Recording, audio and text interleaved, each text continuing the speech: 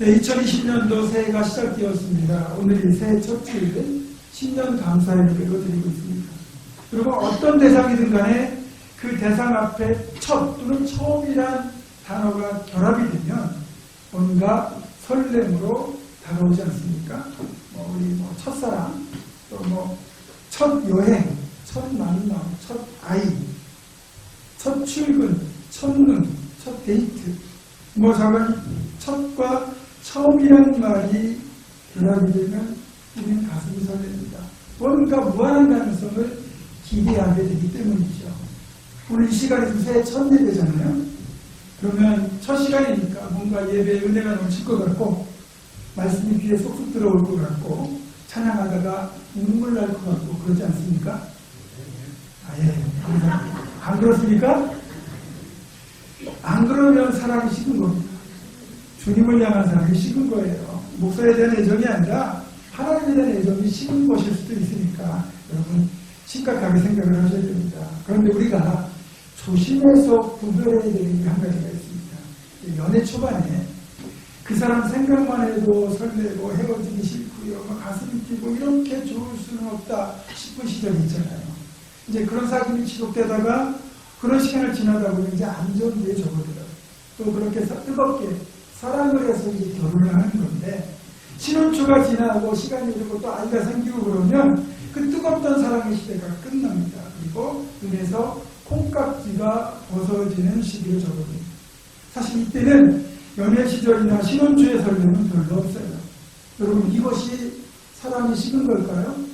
권태기에 접어든 걸까요? 그렇지 않습니다.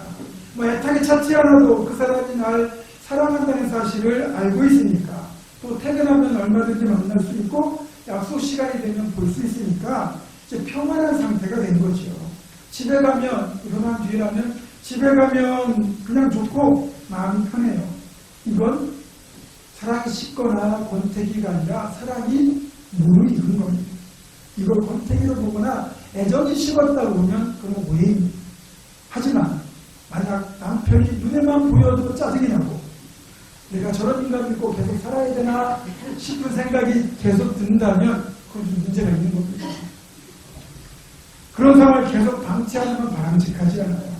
이럴 때는 처음 만나 설레던 그 좋은 감정, 그 시절의 감정을 어느 정도 회복할 필요가 있어요. 그래야 서로 사랑하면서 아름답게 늙어갈 수 있는 겁니다. 그럼 주님과의 사랑도 그래요. 우리가 주님과의 첫사랑, 그 감격을 회복하자고 늘 말로 하는데 우리가 이제 그 첫사랑 그 감격이라는 게 이제 구원받은 그 감격, 그리고 그 당시만 해도 막 뜨겁게 기도하면서 은사를 체험하거든요. 방언도 하고 예언도 하고 또 여러 가지 신유은사도 경험해보고 그런 열정적 단계를 우리가 거치잖아요. 이제 그런 시기를 지나고 나면 이제 지극히 평범한 일상이 반복되는 신앙생활, 평범한 신앙생활로 접어듭니다. 그런데 이것을 하나님과의 사랑이 식었다가 신앙의 권태기로 보시면 안 된다는 거죠. 이런 것은 이미 그 열정적인 초창기를 지나 신앙의 안정기, 성숙기로 접어든 겁니다. 그러니까 예배 시간 가는 게 막 가슴 뛰지 않아도 그냥 교회 가는 것 자체가 여러분 삶이 되고 또 당연한 것이 되고 그냥 좋으면 그건 여러분 신앙생활에 아무 문제가 없어요. 그런데 교회 갈 때마다 교회 가야 되나 말아야 되나 고민이 되고 누군가를 봐야 되는데 짜증이 나거나 이런 모습들이 있다 그러면 그거는 신앙의 문제가 좀 있는 거죠. 어쨌든 진짜 하나님을 향한 사랑이 식었다. 그건 적인 문제가 있는 거니까 주님을 향한 감정의 회복을 위하여 노력할 필요가 있습니다.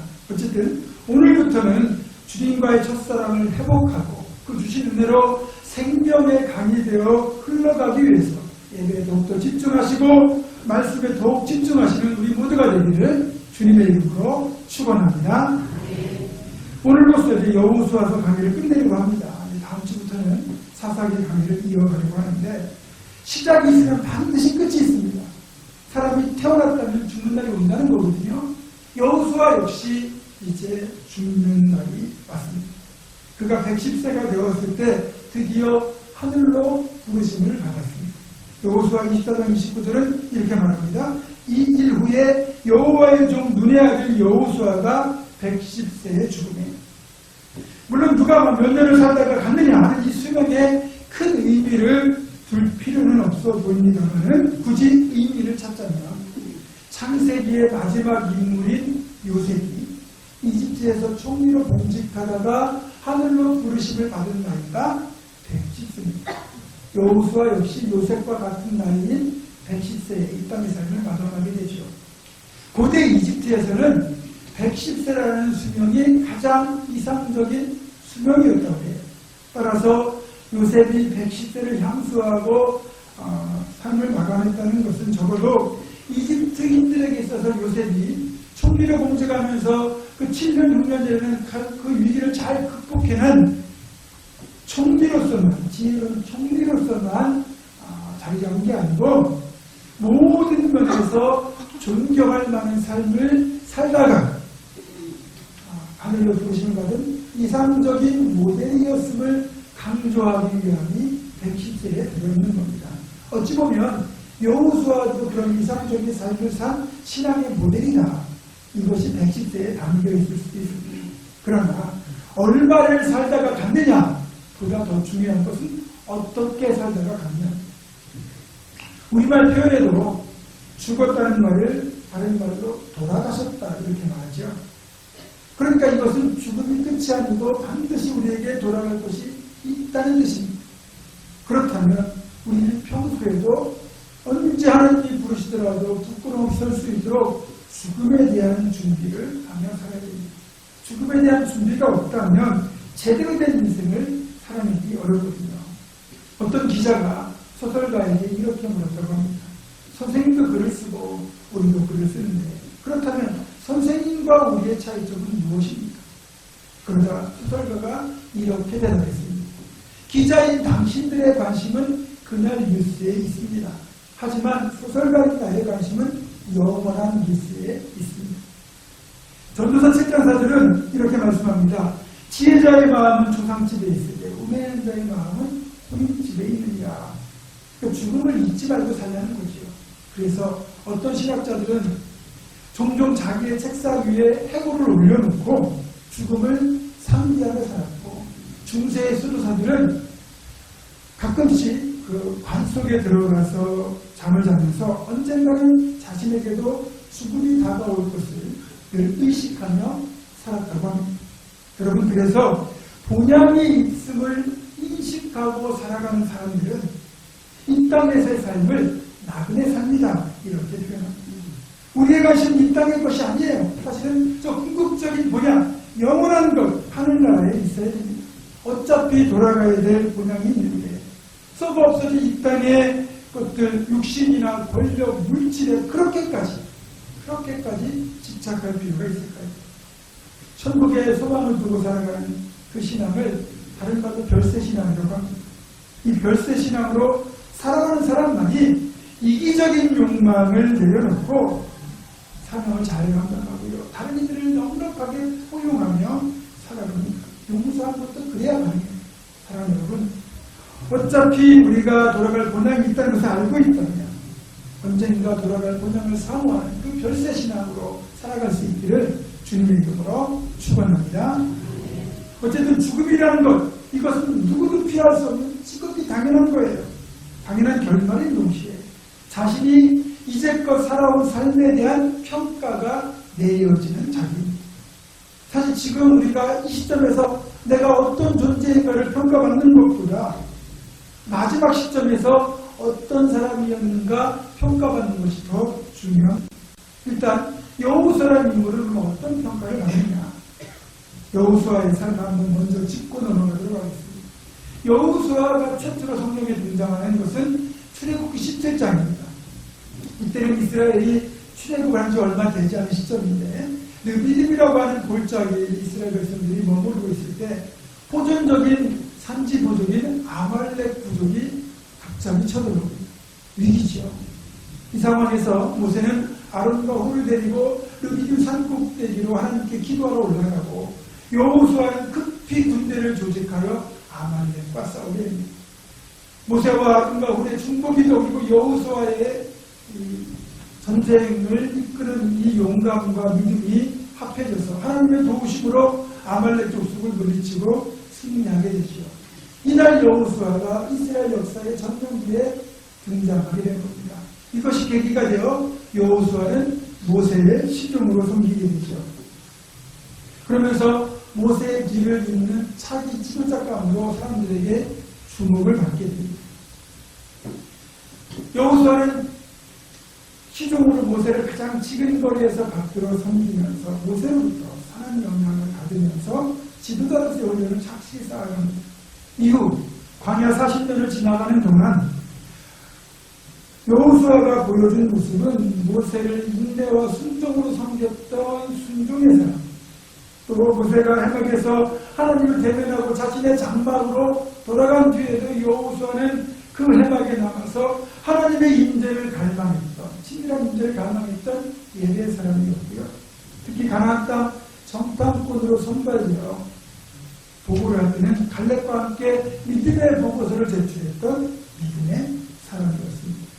광야 40년이 끝나갈 무렵 가나안 땅을 눈앞에 둔 느보산에서 모세가 죽고 난 뒤에 하나님께서 모세의 뒤를 이어 그를 이스라엘의 지도자로 세우신 뒤에는 이스라엘 공동체를 이끌고 요단강을 건너가서 7년 동안 이어진 가나안 땅 정복전쟁을 선두에서 이끌었고요.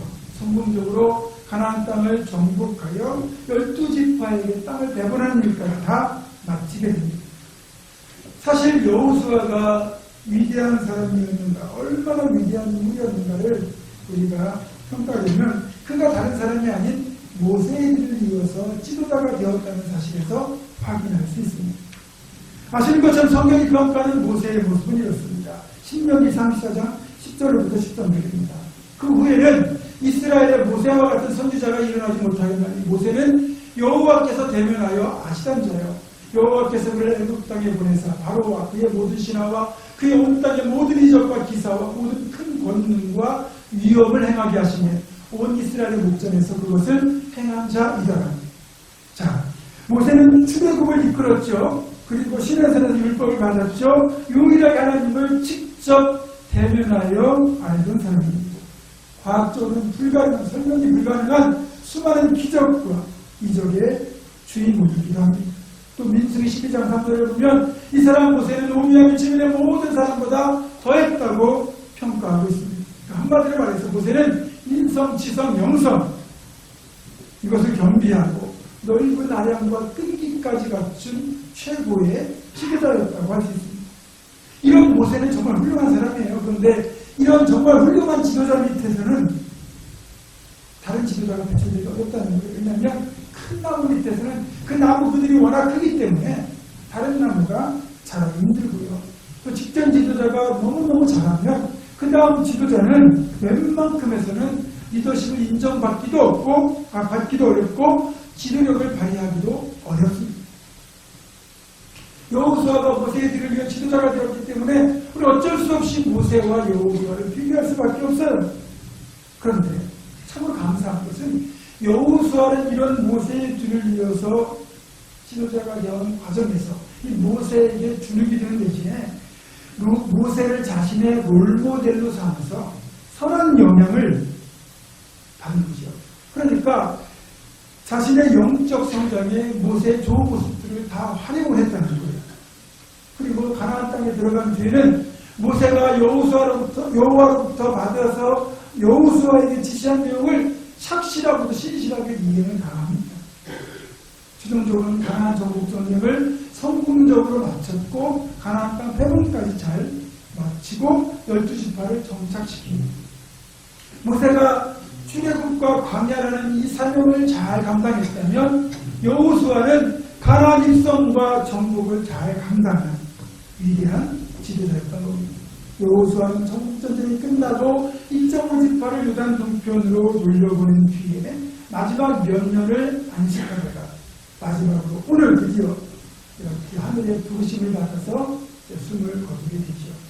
그렇게 자신에게 맡겨진 사명을 충성되게 감당했고 오롯이 신앙의 삶을 살다가 110세의 생을 마감한 여호수아를 하나님은 최종적으로 어떻게 평가하셨느냐. 딱 한 가지는 충분합니다. 그를 최종적으로 모세와 동일한 단계에 올려주셨습니다. 여호수아 24장 29절을 다시 읽어드립니다. 이후에 여호와의 종 눈의 아들 여호수아가 110세에 죽음입니다. 이전까지는 모세만, 오직 모세만 여호와의 종이라는 호칭으로 불렸고요. 여호수아에게는 여호와의 종이라는 이름으로 부른 적이 없습니다.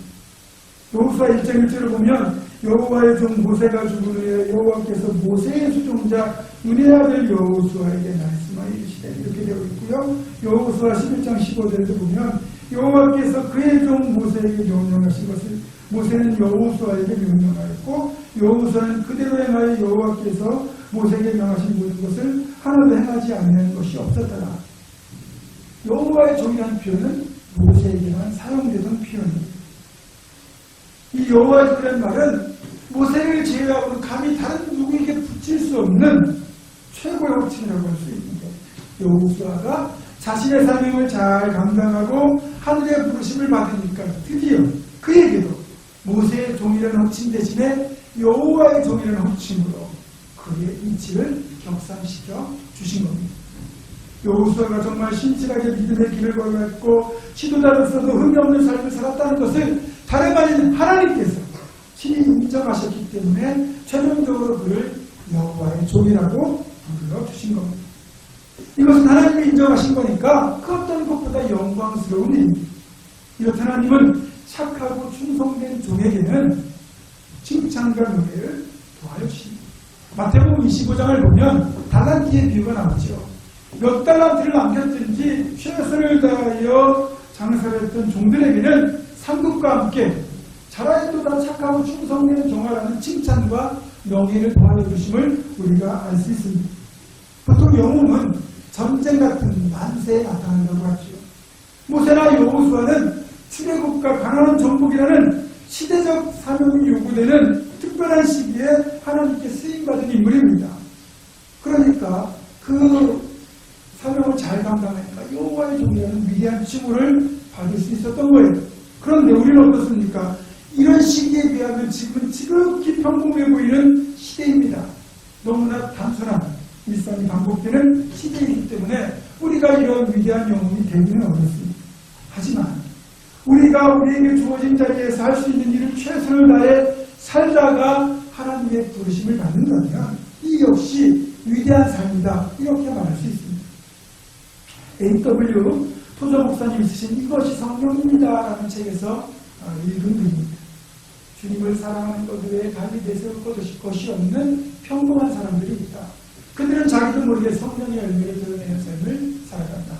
그들은 교회에서 해야 할 일이 있을 때 가장 먼저 교회로 달려오고 기도해야 할 일이 있을 때 가장 늦게까지 남아 기도하는 사람들이다. 그들은 교회 밖에서는 그다지 알려지지 않았다. 그런데도 그들은 가는 곳마다 사람들에게 영적 유익을 준다. 육신적인 사람들의 시선을 사로잡을 만한 위대함이 그들에게는 없다. 그러나 그들은 자기들이 성령으로 충만한 선한 사람이라는 데 만족한다. 이 세상을 떠날 때 그들은 그리스도의 향기를 남긴다. 당대 인용인사들이 전부 잊혀진 뒤에도 그들이 남긴 그리스도의 향기는 오랫동안 이 땅에 남게 된다.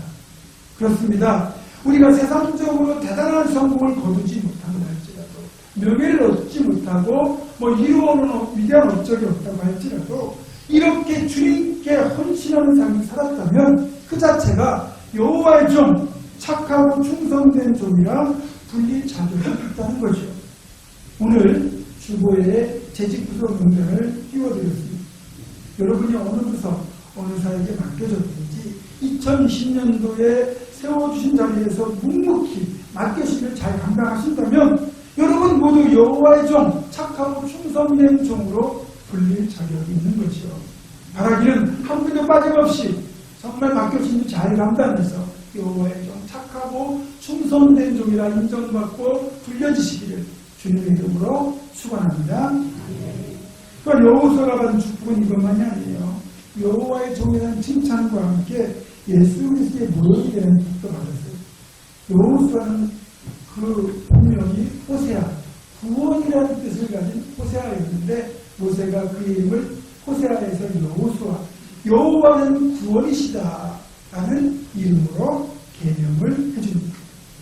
이 여호수아가 신약으로 가면 그 발음이 예슈아, 예수가 되는 거예요. 그렇게 보면 여호수아는 이름의 뜻도 그렇고 이스라엘 백성들을 약속의 땅 가나안 땅으로 이끌어들인 사역의 내용까지 훗날 메시아로 오실 예수님의 모형이 된 거죠.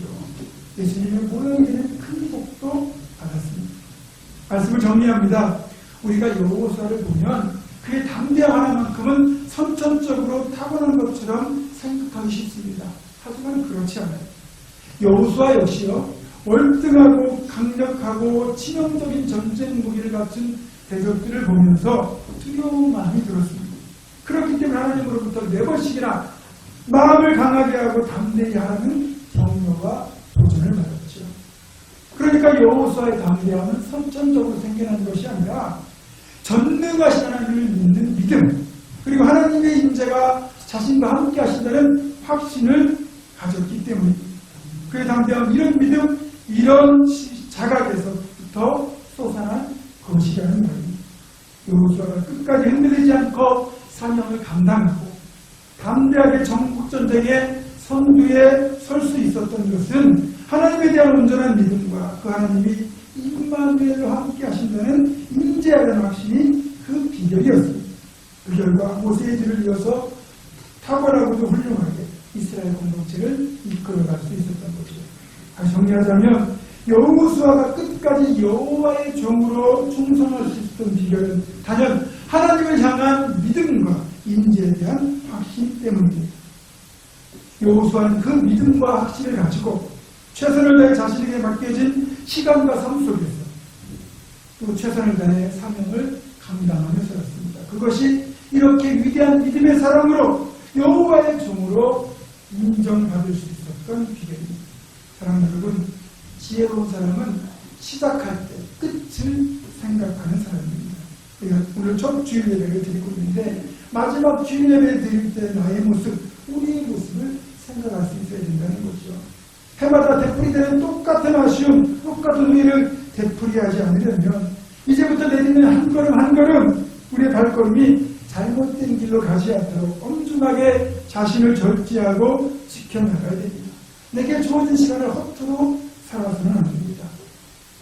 우리 모두가 우리 함께 하시는 하나님의 임재를 믿으며 여호수아처럼 끝까지 충성하고 마지막 순간까지도 아름다운 마무리를 보여줌으로써 우리를 향하여 하나님으로부터 여호와의 종이라 인정받고 착하고 충성된 종이라 칭찬받는 우리 모두가 되기를, 또 2020년 되기를 주님의 이름으로 간절히 축원합니다. 기도하겠습니다.